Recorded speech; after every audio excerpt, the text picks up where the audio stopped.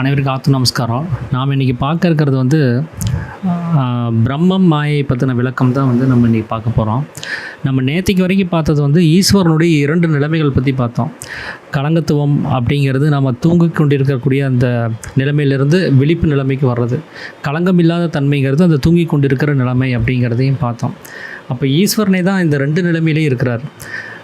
அவர் களங்கம் இல்லாத நிலைமையில் இருக்கும்போது அவருக்கு எந்த தொழிலும் கிடையாது. அமைதியாக தான் அப்படின்னு சொல்லக்கூடிய அந்த நிலைமையிலேயே அவர் இருக்கிறார். ஆனால் களங்கமுள்ள தன்மைக்கு வரும்போது அவருக்கு மனம் உண்டாகுது, அகங்காரம் உண்டாகுது, உலகம் உண்டாகுது, இந்த பந்தங்கள் எல்லாம் உண்டாகுது. அது போக பார்க்கறது, கேட்குறது, அறியறது, இந்த வேலைகளை செய்ய வேண்டியதாக இருக்குது. படைத்தல், காத்தல், அழித்தல் தொழில்கள் உண்டாக வேண்டியதாக இருக்குது. அப்போ நான் அப்படின்னு சொல்லக்கூடிய நிலைமையும் உண்டாகுது. அப்போ அந்த களங்கமில்லாத தன்மை தான் அப்படின்ட்டும், களங்கமுள்ள தன்மை நான் அப்படின்னு சொல்லியும் இங்கே குறிப்பிட வேண்டியதாக இருக்குது. அப்போ அந்த நான் தான் உள்ளுக்குள்ளே அடங்கும் போது தானாக மாறுது. அந்த தான் தான் வெளியில் சலித்து போகும்போது நானாக மாறி அது வெளியில் வருது. இதை தான் வந்து நேத்திக்கு சாமி வந்து விளக்கம் கொடுத்துருந்தாரு. நம்ம இன்றைக்கி பார்க்க இருக்கிற ஒரு விஷயம் வந்து அத்வைதம் அப்படின்னு சொல்லக்கூடிய அந்த விஷயம். அது எப்படின்னா, சாமி வந்து ஒரு கேள்வி கேட்குறாரு. 2லிருந்து 1 உண்டாச்சா இல்லை 1லிருந்து 1 உண்டாச்சா அப்படின்னு. ஒரு சிருஷ்டி அப்படின்னு சொல்லி ஒரு படைப்பு அப்படின்னு ஒன்று வரும்போது அது 1லிருந்து வருதா இல்லை 2லிருந்து வருதா அப்படின்ட்டு. அப்போ 1லிருந்து தான் இன்னொரு சிருஷ்டி உண்டாகுது அப்படின்னு நாம் நினச்சிட்ருப்போம். ஆனால் சாமி வந்து அப்படி அல்ல. ஒரு பொருள் உண்டாகணும்னா அதுக்கு 2 விஷயம் வேணும். அந்த 2 விஷயம் இல்லாமல் ஒரு பொருளை வந்து உண்டு பண்ண முடியாது. அதனால் இந்த உலகத்தில் இருக்கக்கூடிய எந்த ஒரு சராசரமாக இருந்தாலும் சரி, எல்லாமே வந்து 2லிருந்து தான் 1 உண்டாகிருக்குது அப்படிங்கிறத அவர் குறிப்பிட்டு சொல்கிறார். ஏன்னா 1 அப்படின்னு சொல்லும்போது அதுக்கு ஆதியும் அந்தமும் அங்கே உண்டாக வேண்டியதாக இருக்கும். அது இல்லைன்னா அங்கே வந்து அது ஒரு பொருள் இருக்கிறதாவே நம்மளால் சொல்ல முடியாது. ஒரு பொருளை நம்ம நிச்சயிக்கும் போது நமக்கு வந்து இப்போ மேல் பாகம் அடிபாகம்னாவது நம்ம சொல்லி ஆகணும். 1 அப்படின்னு போடும்போது மேல் கீழ் அப்படின்னு சொல்லி ஆகணும். இப்போ ஒரு பொருள் பூமியில் இருக்குது அப்படின்னா கூட அதுக்கு ஆகாசமும் பூமியும் தேவை. இந்த 2 இல்லாமல் ஒரு பொருளை நீங்கள் இங்கே நிறுத்தக்கூட முடியாது. அப்போ அந்த மேலும் கீழுங்கிறது தான் வந்து அந்த பொருளை வந்து அங்கே இருக்கிறதுக்கான அந்த இருப்பை வந்து நிர்ணயிக்குது. அப்போ எல்லா பொருள்களும் 2 அப்படின்னு சொல்லக்கூடிய ஒரு விஷயத்துலேருந்து தான் அது வெளியில் வந்திருக்குது அப்படிங்கிறத சாமி வந்து சொல்கிறாரு.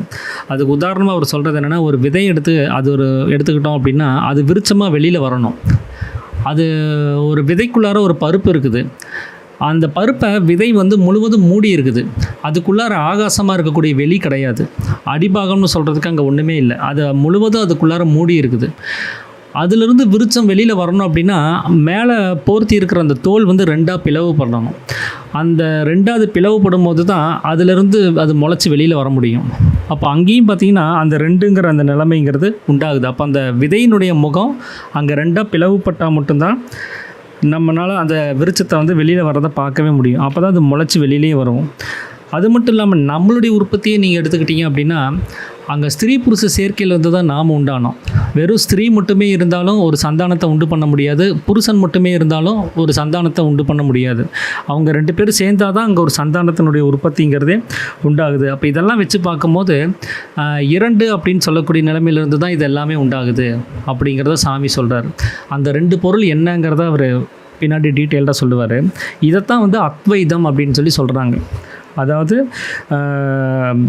அத்வைதம் அப்படின்னா அதுக்கு இன்னொரு பேர் வந்து துவைத ரகிதம் அப்படின்னு சொல்லி ஒரு பேர் இருக்குது. துவைதம் அப்படின்னா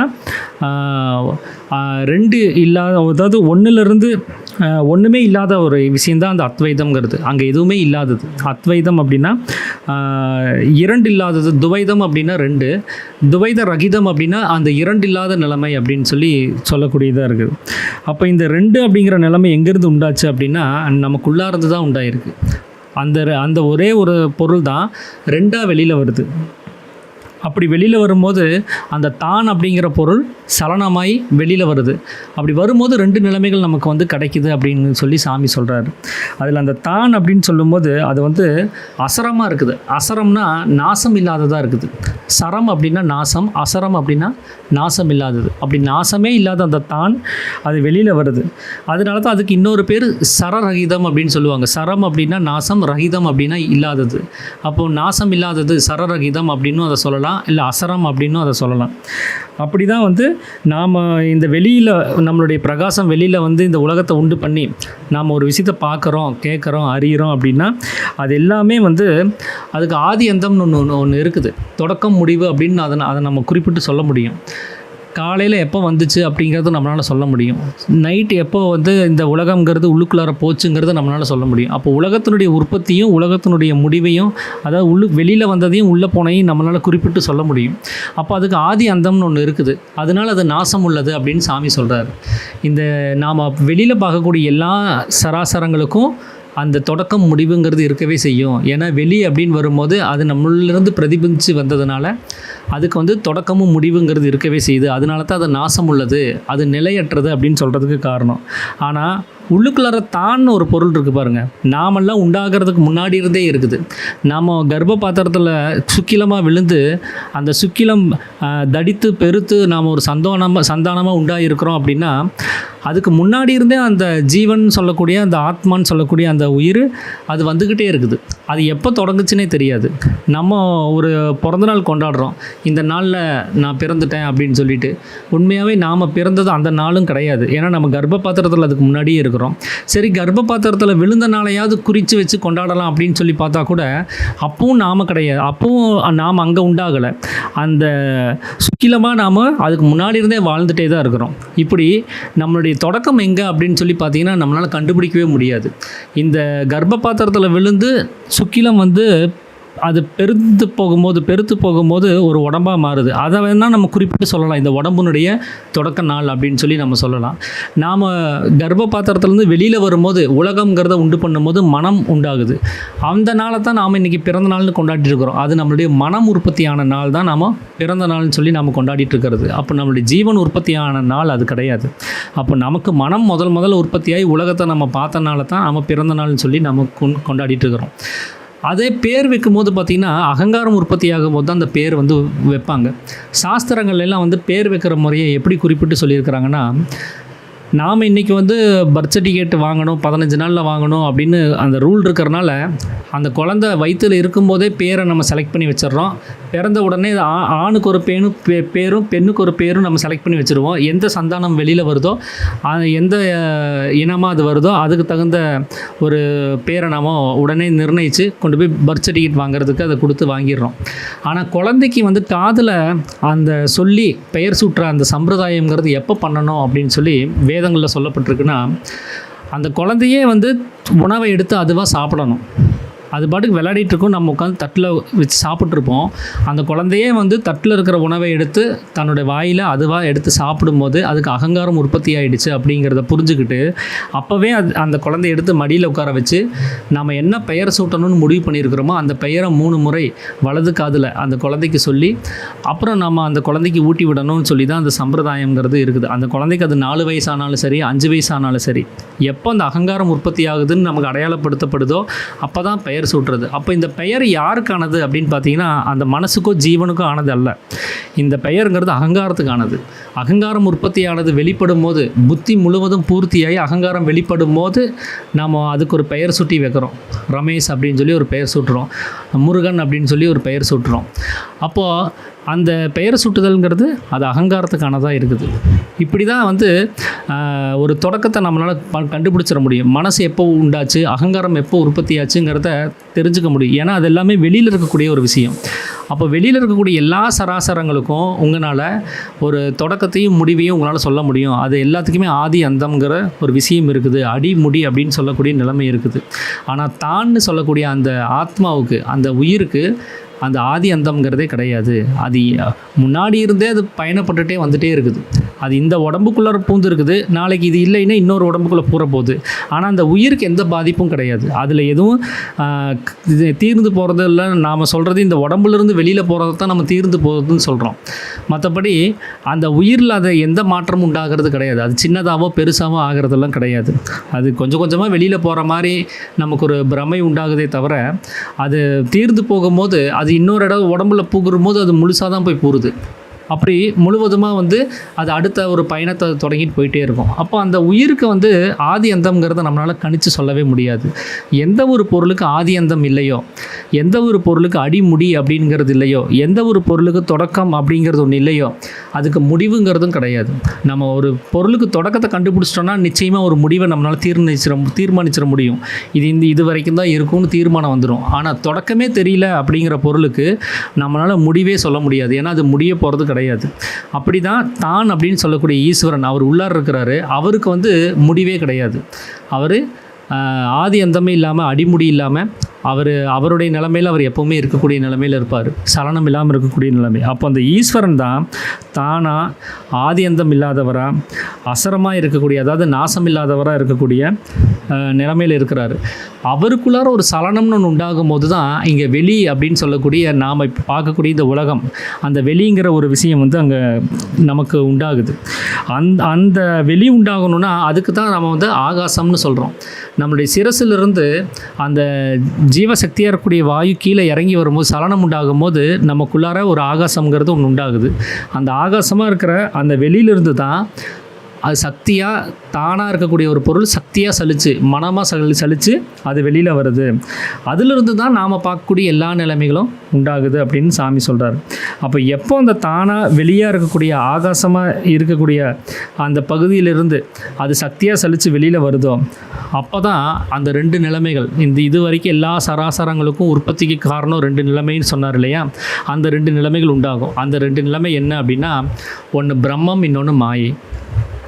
இந்த ரெண்டு பொருள் இல்லைன்னா இந்த உலகத்தில் எந்த ஒரு சிருஷ்டியும் கிடையாது, எந்த ஒரு விஷயமும் கிடையாது. இந்த பிரம்மம் மாயை அப்படிங்கிற இந்த ரெண்டு விஷயந்தான் இந்த உலகத்தில் எல்லா விஷயத்தையும் உண்டு பண்ணிகிட்டு இருக்குது அப்படிங்கிறத சாமி சொல்கிறாரு. அப்போ ஒரு அழிவற்ற பொருளிலிருந்து ரெண்டு பொருள் உற்பத்தி ஆகுது. அதில் ஒன்று அழிவுள்ளதாக இருக்குது. ஏன்னா மாயை அது வெளியில் இருக்கக்கூடிய ஒரு பொருள், அது அழிவுள்ளதாக இருக்குது. இன்னொன்று அழிவற்ற ஒரு பொருளாகவே பிரம்மம் இருக்குது. அப்போது எப்படி இது வந்து உண்டாகி வெளியில் வருது அப்படிங்கிறத இன்னும் கொஞ்சம் டீட்டெயில்டாக விளக்கம் கொடுங்க அப்படின்னு சொல்லி சீடன் வந்து கேட்குறாரு. அப்போ சாமி சொல்கிறாரு, ஆதி அந்தம் இல்லாமல் அழிவில்லாமல் இருக்கக்கூடிய ஒரு பொருள் எப்போ அது ஆகாசமாக இருக்கக்கூடிய அந்த வெளியை உண்டு பண்ணுதோ அப்போது மேல் கீழ் அப்படின்னு சொல்லி ஒரு பகுதி உண்டாகுதுன்னு சாமி சொல்கிறார். இப்போது இதுக்கு முன்னாடி வரைக்கும் உள் வெளின்னு நம்ம பேசிகிட்டு இருந்தோம். இப்போ சாமி அதான் மேல் கீழ்னு மாற்றுறாரு. அப்போ நாம் புரிஞ்சிக்க வேண்டிய ஒரு விஷயம் என்ன அப்படின்னா, மேல் பகுதி தான் உள், கீழ்ப்பகுதி தான் வெளி. அதைத்தான் இப்போ வந்து நமக்கு டீட்டெயில்டாக அவர் சொல்ல போகிறாரு. அப்போ நம்ம உள்ளுக்குள்ளார போகணும் அப்படின்னு நம்ம சொன்னதெல்லாமே நாம் என்ன நினச்சிட்ருக்குறோம், வெளிங்கிறது வெளியில் இருக்கக்கூடியது, உள்ளுங்கிறது நம்ம உடம்புக்குள்ளார இருக்கக்கூடிய ஏதோ ஒரு பகுதி, அதுக்குள்ளார போகிறது தான் அப்படிங்கிற திங்கிங் தான் நமக்கு வரும். ஏன்னா உள் வெளியே நாம் இப்போ வரைக்கும் அப்படி தான் புரிஞ்சுருக்கிறோம். ஒரு வீட்டினுடைய உள், வீட்டினுடைய வெளி அப்படின்னு வரும்போது இடையில ஒரு கதவு இருக்கும். அது சாத்தி இருந்தால் உள்ளாரையும் வெளியிலையும் போயிட்டு வர முடியாது, திறந்துருந்தால் உள்ளாரையும் வெளியிலையும் போயிட்டு வர முடியும் அப்படின்னு தான் நாம் நினச்சிருப்போம். இப்போ சாமி அதை இன்னும் விளக்கமாக சொல்கிறேன்னு சொல்லிட்டு அவர் குறிப்பிட்டு சொல்கிறாரு, அந்த பிரம்மம் மாயை அப்படின்னு சொல்லக்கூடிய அந்த பொருள் உற்பத்தி ஆனது எப்படி அப்படின்னா, மேல் கீழ்னு சொல்லி தான் ரெண்டு விஷயம் உண்டாச்சு. அந்த மேல் கீழே தான் வந்து நாங்கள் உள் வெளி அப்படின்னு சொல்லி இங்கே குறிப்பிட வேண்டியதாக இருக்குது அப்படின்னு சொல்கிறார். அப்போ மேல் பாகம் தான் உள், கீழ்பாகம்ங்கிறது வெளியாக இருக்குது அப்படின்னு சாமி சொல்கிறார்.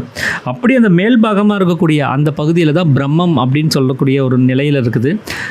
அந்த கீழ்பாகம் உற்பத்தியான இடத்துல மாயை அப்படின்னு சொல்லக்கூடிய ஒரு அவஸ்தை அங்கே வந்து இருக்குது அப்படிங்கிறார்.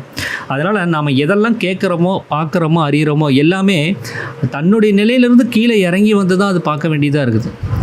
தன்னுடைய நிலையிலே இருந்தால் அதனால் எதையுமே பார்க்கவோ கேட்கவோ அறியவோ முடியாது. நம்முடைய மனம் அந்த தூக்க சமயத்தில் அது மேலே இருக்கக்கூடிய புருவமதியத்தில் தான் போய் லயிக்குது. அது உள்ளுக்குள்ளார தான் போகுது அப்படின்னா அது உள்ளுக்குள்ளாரனா அது புருவ மதியத்தில் அங்கே தான் போய் அது லயிக்குது. அங்கே அந்த இடத்த விட்டு கீழே எப்போ இறங்கி வருதோ அப்போ தான் அந்த வெளிங்கிற அந்த விஷயம் வந்து உற்பத்தி ஆகுது. அப்போ தான் உலகம்ங்கிற அந்த பிரதிபலிப்பு நமக்கு வெளியில் தெரியுது. அப்போது அந்த உள்ளுக்குள்ளார போய் அது சேரும்போது அங்கே களங்கமில்லாத தன்மையில் பிரம்மமாக இருக்கக்கூடிய நிலைமை அங்கே உண்டாகுது. அது வெளியில் சலித்து கீழே இறங்கி வரும்போது அதுக்கு மாயை அப்படின்னு சொல்லி பேர். அப்படி நாம் இங்கே பார்க்கக்கூடிய எல்லா விஷயங்களும் அது சலித்து கீழே இறங்கி வந்தால் மட்டும்தான் இங்கே வந்து நடக்கும். இந்த கடவுள் பற்றி பேசும்போது அவதாரம்னு சொல்லுவாங்க. ஒரு கடவுள் வந்து பூமியில் பிறந்து வந்து நமக்கு எப்படி வாழணும்னு வாழ்ந்து காமிக்கிறாரு அப்படின்னா, இப்போ கிருஷ்ணருக்கு வந்து இந்த விஷ்ணுவுக்கு வந்து 10 அவதாரம் இருக்குது, தசாவதாரம் அப்படின்னு சொல்லுவாங்க. அவதாரம் அப்படின்னாலே அதுக்கு என்ன அர்த்தம்னா, அப்படின்னா அவர், அது தானாக இருக்கக்கூடிய ஒரு பொருள். தாரம் அப்படின்னா ஒழுகுதல்னு அர்த்தம், கீழே இறங்கி வர்றதுன்னு அர்த்தம். அப்போ தன்னுடைய நிலையிலிருந்து அவர் கீழ்நிலையை நோக்கி இறங்கி வர்றதை தான் அவதாரம்னு சொல்கிறாங்க. அப்போ தன்னுடைய நிலைங்கிறது யாருக்குமே தெரியாமல், எந்த ஒரு களங்கமும் இல்லாமல், யாராலையும் புரிஞ்சிக்க முடியாத ஒரு தன்மையில் இருக்கக்கூடிய ஒரு தன்மை அது. ஏன்னா நம்மளுடைய புரிதல் எல்லாமே வெளி விஷயங்களில் கீழ்நிலையிலே இருக்கிறனால மேல்நிலையை பற்றி நம்மளால் கவலைப்பட முடியாது. அந்த மேல்நிலை நமக்கு புரியாது. அப்போது அந்த மேலான ஒரு பொருள் நமக்கு புரிய வைக்கிறதுக்காக, நான் எப்படிப்பட்டவனாக இருக்கிறேன் அப்படின்னு காமிக்கிறதுக்காக அது கீழ்நிலை நோக்கி இறங்கி வர்றது, அதைத்தான் அவதாரம் அப்படின்னு சொல்லி அவங்க குறிப்பிட்டு சொல்கிறாங்க. அப்போ மேலேருந்து கீழே இறங்கி வர்றதை தான் அவங்க நமக்காக வேண்டி தன்னுடைய நிலையிலிருந்து இறங்கி வர்றது. அப்படி தான் நம்மளுடைய மனம் உற்பத்தி ஸ்தானத்தில் அது களங்கம் இல்லாமல் இருக்கிற அந்த தன்மையிலிருந்து அது கீழ் நோக்கி இறங்கி வரும்போது அது அவதாரமாக இருக்குது. அப்போ தான் நம்மளால் ஒரு விஷயத்தை பார்க்கவோ கேட்கவோ அறியவோ முடியும். அதனால் நம்ம எதெல்லாம் பார்க்குறோம், கேட்குறோம், அறிகிறோம் அப்படின்னா அது எல்லாமே மாயையில் தான் இருக்குது. அந்த மாயைங்கிற அவஸ்தை உண்டானால் தான் இந்த விஷயம் எல்லாமே இங்கே கிடைக்கும். அப்போது இதுக்கு முன்னாடியே நம்ம யோசிச்சுருந்தோம், மாயை எதுக்காக கடவுள் உற்பத்தி பண்ணணும், நம்ம சுகமாக தான் இருந்தோம், எதுக்காக மாயையில் நம்மளை ஆழ்த்தணும் அப்படின்னா அதுக்கு ஒரே காரணம், நாம் ஒரு விஷயத்தை தெரிஞ்சுக்கணுன்னாலே அதுக்கு மாயைங்கிறது வேணும்.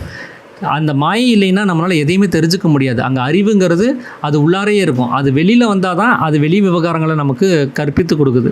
அந்த வாயுனுடைய சலனம் தான் நமக்கு அறிவாங்க வேலை செய்யுது. அப்போது அது எல்லாமே மாயையில் தான் நடக்குது அப்படின்னு சொல்லி சொல்கிறார். அப்போ மாயைங்கிற ஒரு விஷயம் இல்லை அப்படின்னா இங்கே எதுவுமே கிடையாது. எதையுமே நம்ம பார்க்கவோ கேட்கவோ அறியவோ முடியாது. இன்னமும் ஒரு படி மேலே போய் சாமி சொல்கிறாரு, மாயை என்ற வஸ்து இல்லைனால் பிரம்மம் என்கிற வஸ்து கூட கிடையாதுங்கிறாரு. இது எப்படி புரிஞ்சிக்க வேண்டியதாக இருக்குதுன்னா, அந்த தானாக இருக்கக்கூடிய ஈஸ்வரன் அவர் களங்கம் இல்லாமல் தான் இருக்கிறார். அவர் சுத்தமாக பரிசுத்தமாக தான் இருக்கிறார். அதிலிருந்து களங்கத்தோடு இருக்கக்கூடிய மாயை உண்டாகும் போது தான் களங்கம் இல்லாத தன்மையை நம்ம ஈஸ்வரன்னு சொல்லாமல் அதுக்கு ஈக்குவலண்ட்டாக இருக்கக்கூடிய ஒரு பிரம்மம்னு இன்னொரு பொருளை சேர்த்து சொல்ல வேண்டியதாக இருக்குது. இப்போ இங்கே பாருங்கள், தான் அப்படிங்கிற ஈஸ்வரனுக்கும் களங்கம் கிடையாது. அதிலிருந்து 2 அவஸ்தை உண்டாகுது. அதில் பிரம்மங்கிறதுக்கும் அவர் களங்கம்ங்கிறது கிடையாது, மாயைக்கு களங்கம் இருக்குது. அப்போ களங்கம் இல்லாத தன்மைக்கு ஏன் இந்த 2 அவஸ்தைகள், 2 பொருளுக்கு ஏன் களங்கம் இல்லைன்னு சொல்ல வேண்டியதாக இருக்குதுன்னா, அது தானாக இருக்கக்கூடிய ஈஸ்வரன் தான் 2 நிலைமையாக வேலை செய்கிறார். அவர் கம்முன்னு இருக்காமல் அவர் தன்னுடைய நிலையை 2ஆக மாற்றிக்கிறார். இதுக்கு முன்னாடியே நம்ம பார்த்த மாதிரி களங்கத்துவம் நிஷ்கலங்கத்துவம் அப்படின்னு களங்கம் உள்ள தன்மை களங்கம் இல்லாத தன்மைன்னு 2ஆக அவர் மாறின மாதிரி இப்போ அவர் 2 நிலையாக வந்திருக்கிறாரு. அது ஒன்று பிரம்மமாகவும் இன்னொன்று மாயையாகவும் இருக்குது. அப்போ பிரம்மமாக இருக்கும்போது அவர் ஈஸ்வர தன்மையிலே இருக்கிறாரு. ஆனால் அது ஈஸ்வரன்னு சொல்லாமல் மாயைன்னு சொல்கிறதுக்கு காரணம் அது அவருடைய கேரக்டர். அது அங்கே கேரக்டர் கூட கிடையாது. அங்கே குணம் இல்லாமல் இருக்கிற ஒரு மனுஷனுக்கு இப்போ குணம் இருக்குது. குணம் இல்லைன்னு சொல்கிற ஒரு அவஸ்தையும் இருக்குது, குணம் இருக்குதுன்னு சொல்கிற அவஸ்தையும் அங்கே உண்டாகுது. இந்த குணம்ங்கிற அவஸ்தை உண்டாகலைன்னா, மாயைங்கிற ஒரு பொருள் உண்டாகலைன்னா அவரை குணம் இல்லாதவர்னு சொல்கிறதுக்கு அங்கே வாய்ப்பே இல்லாமல் போயிடும். அதனால தான் பிரம்மம்னு ஒரு பொருள் அங்கே சேர்த்தி சொல்ல வேண்டியதாக இருக்குது. அப்போது ஈஸ்வரனுக்கும் களங்கம் இல்லை, பிரம்மத்துக்கும் களங்கம் இல்லை அப்படின்னு எதுக்காக வருது அப்படின்னா, இங்கே களங்கமுள்ள தன்மையை சுட்டி காமிக்கும் போது தான் களங்கம் இல்லாத தன்மையை பற்றி நம்ம கவலைப்பட வேண்டியதாக இருக்குது. இந்த களங்கமுள்ள தன்மை இல்லைன்னா அங்கே களங்கம் இல்லாத தன்மையை பற்றி நம்ம யோசிக்க வேண்டிய அவசியம் இருக்காது. அப்போ அது தானாக அவஸ்தையாக எந்த ஒரு அவஸ்தையும் இல்லாமல் இருக்கக்கூடிய ஈஸ்வரனாக இருக்கும். அப்போ அந்த ஈஸ்வரன் சலித்து மாயையாக வரலைன்னா களங்கம் இல்லாத தன்மையில் இருக்கக்கூடிய பிரம்மங்கிற ஒரு வஸ்து அங்கே அவசியம் இல்லாமல் போயிடும் அப்படின்னு சாமி சொல்கிறார். எப்படின்னா, அது தானாக இருக்கக்கூடிய ஒரு பொருளுக்கு ஒரு சலனம் உண்டாகுது. அந்த சலனத்துக்கு தான் மாயைன்னு பேர். நாம் நினைக்கிறோம் வெளியில் இருக்கக்கூடிய உலகமெல்லாம் மாயை, இங்கே இருக்கக்கூடிய பொண்ணு பொருள் இந்த செல்வம் இதெல்லாமே மாயை அப்படின்னு நாம் நினச்சிட்ருப்போம். அதெல்லாம் மாயை கிடையாது. அந்த அத்தனை பொருள்களும் அந்த மாயையில் தான் நிலை கொண்டிருக்குதுன்னு சாமி சொல்கிறார். அதனுடைய அந்த மாயினுடைய பேஸ்மெண்ட்டில் தான் எல்லாமே இருக்குது. ஆனால் அது எல்லாமே மாயை கிடையாது. அந்த நம்ம பார்க்கக்கூடிய சராசரங்கள் மாயை அல்ல, நமக்குள்ளார ஏற்பட்ட சலனம் தான் மாயை அப்படின்னு சாமி சொல்கிறார். அந்த சலனம் ஏற்படலைன்னா இத்தனை பொருள்களுடைய பிரதிபலிப்பு நமக்கு ஏற்பட்டிருக்காது. அப்போ இத்தனை பொருள்களையும் 1 by 1 நீங்கள் டெலீட் பண்ணுறதுக்கு, 1 by 1 நீங்கள் தியாகம் பண்ணுறதை விட அது முடியவும் முடியாது. ஏன்னா ஒன்று தியாகம் பண்ணால் இன்னொன்று வந்துடும், இன்னொன்று நீங்கள் வேண்டான்னு சொல்லி அதை நிவர்த்தி பண்ணிட்டீங்கன்னா இன்னொன்று வந்துடும். அது மாறி மாறி வந்துகிட்டே தான் இருக்கும். அப்போ அது நீங்கள் தியாகம் பண்ணணும், அதை நீங்கள் நீக்கணும் அப்படின்னு நினச்சிங்கன்னா மொத்தத்தையும் ஒரே முட்டா நீக்கி ஆகணும். அதுக்கு ஒரே வழி இந்த சலனத்தை நீக்கிறது தான். இது சலனப்படுறதுனால தான் அத்தனை சராசரங்களும் உற்பத்தி ஆகுது. அப்போ இந்த சலனத்தன்மையில் தான் அத்தனை விஷயமும் நம்ம பார்க்கவும் கேட்கவும் அறியவும் செய்ய வேண்டியதாக இருக்குது. இதைத்தான் சாமி வந்து மாயையை குறித்து சொல்லும்போது சலனம் அப்படின்னு சொல்லி சொல்கிறாரு. மாயை பற்றின அந்த டெஃபனிஷனை இந்த அளவுக்கு ஒரு நுட்பமாக வந்து நான் எந்த புஸ்தகத்துலேயும் இவ்வளோ டீட்டெயிலாக படிக்கலை. ஏன்னா மாயையை பற்றி பேசும்போது இவ்வளோ அளவுக்கு அவர் ஆழமாக போய் நான் எந்த ஒரு அனுபவஸ்தரும் சொன்ன மாதிரி நான் எந்த புஸ்தகத்துலையும் நான் இது வரைக்கும் படித்ததில்லை. ஆனால் இவர் ரொம்பவும் டீட்டெயில்டாக அந்த சலனம் தான் மாயை, அந்த சலனம் இல்லைன்னா அங்கே பரிசுத்தமாயிரும், அது அந்த பரிசுத்தத்தை களங்கப்படுத்துறதே அந்த சலனம் தான் அப்படிங்கிறத சாமி சொல்கிறாரு. எப்படின்னா ஒரு குளம் இருக்குது, அதில் எந்த ஒரு காற்றோ இல்லை ஏதோ ஒரு கல்லோ நீங்கள் அதில் போட்டு அது ஒரு அலையடிப்பை அந்த கலங்கத்தன்மையை உண்டு பண்ணலைன்னா அந்த அடியில் இருக்கக்கூடிய அந்த விஷயங்கள் எல்லாத்தையும் நீங்கள் தெளிவாக பார்க்க முடியும். அந்த தண்ணீர் வந்து கீழே மண் இருக்கும், மேலே தண்ணீர் வந்து பரிசுத்தமாக இருக்கும். நீங்கள் எடுத்து அப்படியே மேலால் எடுத்து குடிக்கிற அளவுக்கு நல்லாயிருக்கும். இதே நீங்கள் ஒரு கல்லையோ போட்டு இல்லை காற்று எதாவது வந்து அதை களைச்சுட்ருச்சுன்னு வச்சுக்கோங்களேன் அந்த தண்ணியை, அப்போது கீழே இருக்கிறதெல்லாம் மேலே வந்து ஒரே குழப்பமாகி போயிடும். அங்கே கலங்கமுள்ள தன்மை அந்த தண்ணிக்கு வந்துடும். அப்போ எடுத்து குடிச்சின்னா அதில் மண் இருக்கும், அதில் தூசி இருக்கும், அந்த பரிசுத்தங்கிறது இல்லாமல் போகுது. அப்போ அந்த பரிசுத்தன்மையை உண்டு பண்ணணும் அப்படின்னா அந்த சலனம் இருக்கக்கூடாது, அந்த அசைவு இருக்கக்கூடாது, அது அமைதியாக இருக்கணும். அந்த தண்ணி அது அமைதியாக இருக்கும்போது அது பரிசுத்தமாக இருக்கும். எப்போ அதுக்குள்ளே ஒரு சலனம் உண்டாகுதோ அப்போ தன்னுடைய பரிசுத்தத்தை இழக்குது. அந்த பரிசுத்தத்தை இழந்த அந்த நிலைமையை தான் நாம் வந்து மாயைன்னு குறிப்பிடுறோம். அந்த சலனம் இல்லைன்னா அது பரிசுத்தமாக திரும்ப வந்துடும். அப்போ அதை நம்ம பிரம்மம்னு குறிப்பிட வேண்டிய ஒரு அவஸ்தைங்கிறது உண்டாகுது அப்படிங்கிறத சொல்கிறாரு. அப்போது தனக்கு சலனம் உண்டாகும் போது பிரம்மங்கிற ஒரு நிலைமை அதனால தான் உண்டாகுது. ஏன்னா சலனம் உண்டாகும் போது சலனம் இல்லாத தன்மையை பற்றி பேச வேண்டியதாக இருக்குது. அங்கே சலனம்னு ஒன்று இல்லைன்னா நம்ம பிரம்மத்தை பற்றியோ சலனம் இல்லை அப்படின்னு சொல்கிறதுக்கும் அங்கே எந்த ஒரு அவஸ்தையும் இல்லாமல் போயிடுது. அப்போது இந்த பிரமையாக இருக்கக்கூடிய இந்த சலனம்ங்கிறாரு, அதையே இது ஒரு பிரமை, அது ஒரு கற்பனை. இப்படி ஒரு சலனம் உண்டாயிருக்குங்கிறதே ஒரு கற்பனை தான். ஏன்னா சாமி சொல்லிட்டாரு இங்கே வெளியில் இருக்கக்கூடியது எல்லாமே சொப்பனம் தான்ட்டு. அந்த சொப்பனம் தான் சலனத்தினால உண்டாயிருக்குது. அதனால் அந்த சலனமே அவர் வந்து சாமி சொப்பனம்னு தான் சொல்கிறாரு. அப்படிப்பட்ட அந்த சொப்பனத்தில் தான் நாம் இந்த மாயையை நிலைநிறுத்தி அதில் எல்லா சராசரங்களையும் அதில் வச்சுருக்கிறோம். அந்த சொப்பனம்ங்கிறது இந்த சலனத்தினால உண்டானது தான்.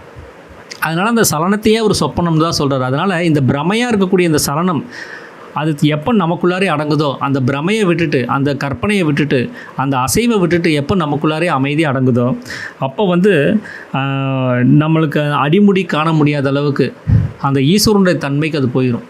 அப்போ அது பிரம்மங்கிற ஒரு விஷயமாக கூட அதை சொல்ல முடியாது. ஏன்னா களங்கம் இல்லாத தன்மைன்னு கூட அங்கே சொல்ல முடியாது. ஏன்னா அது முழுவதும் பரிசுத்தமாகும் போது அங்கே களங்கத்தன்மை களங்கம் இல்லாத தன்மைன்னு சொல்கிறதுக்கே அங்கே வழி இல்லாமல் போயிடும். அப்போ அந்த களங்கமுள்ள தன்மை இருக்கிற வரைக்கும் மட்டும்தான் இங்கே பிரம்மத்துக்கே மதிப்பு.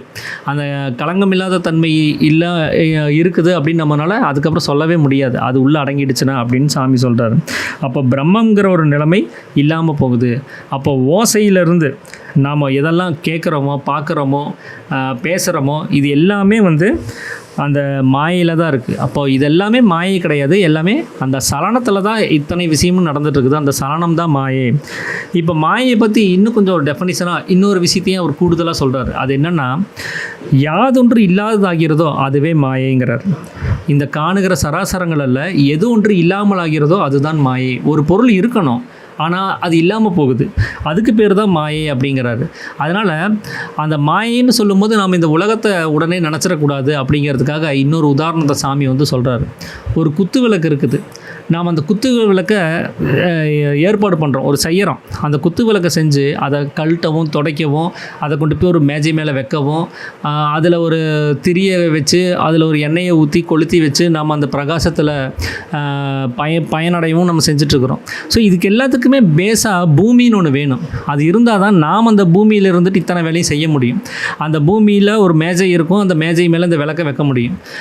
இத்தனை விஷயத்துக்கும் அடிப்படையாக இருக்கக்கூடியது பூமி. பூமின்னு ஒன்று இல்லைன்னா, இந்த உலகம்ங்கிறது ஒன்று ஒரு அவஸ்தை இல்லைன்னா நாம் என்னவாக இருப்போம்னா உள்ளுக்குள்ளே தூங்கிட்டு இருப்போம். மனம் தொழில் விட்ட சமயத்தில் நாம் இருப்போம். அப்போ அந்த சமயத்தில் நம்ம ஒரு விளக்கை உண்டாக்கவோ, ஒரு விளக்கை கழட்டவோ, துடைக்கவோ, அதில் ஒரு மேஜை மேலே வைக்கவோ, அதில் ஒரு எண்ணெயை போட்டு திரியை பற்ற வச்சு அதில் வெளிச்சத்தில் பயனடையவோ அங்கே ஒரு அவஸ்தையும் இல்லாமல் போயிடும்.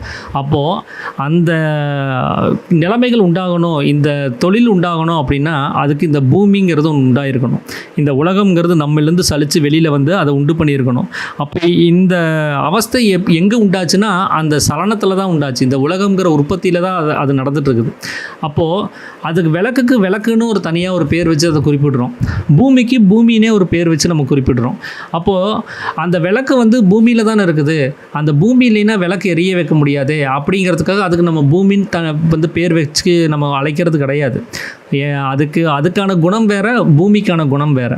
பூமியில் தான் எல்லாமே நடக்குது, இந்த உலகத்தில் தான் எல்லாமே நடக்குது. அப்படிங்கிறப்போ அதுக்கு உலகம்னே ஒரு பேர் தனியாகவே வச்சுருக்குறோம். அப்போ எல்லாத்துக்குமே பேசிக் இது தானேன்னு சொல்லி எல்லாத்துக்குமே ஒரே பேர் வைக்கிறது நம்ம கிடையாது. அதே மாதிரி தான் இங்கே இருக்கிற சராசரங்களுக்கெல்லாம் தனித்தனியாக பெயர்கள் இருக்குது. இத்தனை சராசரங்களும் இருக்கக்கூடிய அந்த மாயை, அந்த சலனத்துக்கு அதுக்கும் தனியாக ஒரு பேர் இருக்குது. அதனால் இந்த சராசரங்களை நம்ம மாயைன்னு குறிப்பிடுறது கிடையாது. நாம் அதை தப்பாக நினச்சிட்ருக்குறோம். அந்த மாயையில் தான் எப்படி அந்த விளக்கு பூமியில் நிலை கொண்டு இருந்துச்சோ அந்த மாதிரி எல்லா சராசரங்களும், எல்லா தொழில்களும், எல்லா அறிவும் இந்த மாயின்னு சொல்லக்கூடிய அந்த சலனத்தன்மையில் தான் நிலை கொண்டிருக்குது அப்படிங்கிறத சாமி சொல்கிறார். அப்போது நாம் இது காணப்படுகிற சராசரங்களை இது நாள் வரைக்கும் மாயின்னு நினச்சிட்டு இருந்தோம் அப்படின்னா, இப்போ நம்ம புரிஞ்சிக்க வேண்டியது என்னென்னா, இந்த சராசரங்கள் மாயையில் இந்த சராசரங்களை உண்டு பண்ணக்கூடிய சலனம் தான் மாயை. அந்த சலனம் இல்லைன்னா இந்த உலகமோ இந்த சராசரங்களும் உண்டாகாது. அப்போது இந்த மாயைங்கிறது எது ஒன்று இல்லாததாகிறதோ அதுதான் மாயை. அந்த இல்லாமல் போகுது அப்படிங்கிறத நான் வந்து நாளைக்கு அது தனி ஒரு டாப்பிக்காகவே அதை பற்றி பேசணும். அந்த ஒரு பொருள் இல்லாமல் போகும்போது அதுக்கு தான் மாயைன்னு சொல்லி ஒரு பெயர் அப்படின்னு சொல்லி சாமி வந்து குறிப்பிட்டு சொல்கிறார். ஸோ அது என்ன பொருள் அப்படிங்கிறத நம்ம நாளைக்கு அதை பற்றி டீட்டெயிலாக நம்ம பார்ப்போம். ஸோ இதுதான் வந்து இன்றைக்கி நான் உங்களோட பகிர்ந்துக்கணும் அப்படின்னு சொல்லி நான் நினச்ச விஷயம். அனைவருக்கும் நமஸ்காரம்.